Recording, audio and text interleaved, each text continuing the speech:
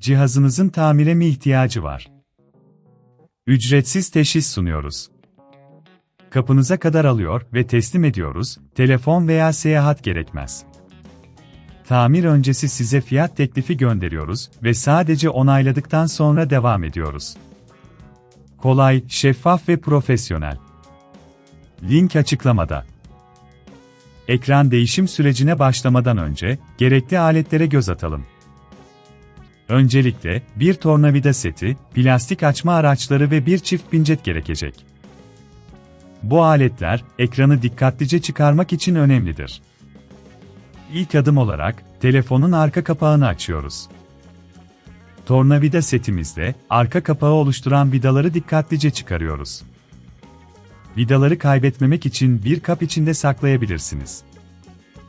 Ekranın yerinden çıkması için, açma araçlarını kullanarak kenarları nazikçe kaldırıyoruz. Eğer bunun çok zor olduğunu düşünüyorsanız, evden alım ve teslimat hizmeti sunduğumuzu unutmayın. Profesyonel teknisyenlerimiz, evinize gelerek telefonunuzu alabilir ve tamir ettikten sonra geri getirebilir.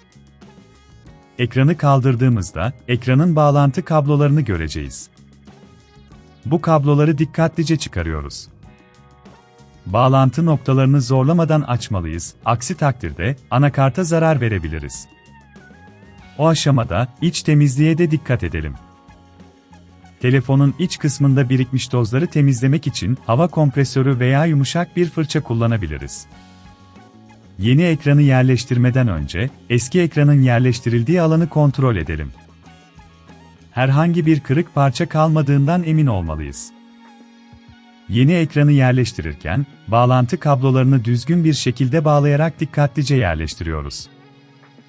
Vidaları tekrar takarak ekranı sabitliyoruz. Tamir öncesi fiyat teklifi hizmetimiz sayesinde, ekran değişimi için ne kadar ödeyeceğinizi önceden öğrenebilirsiniz.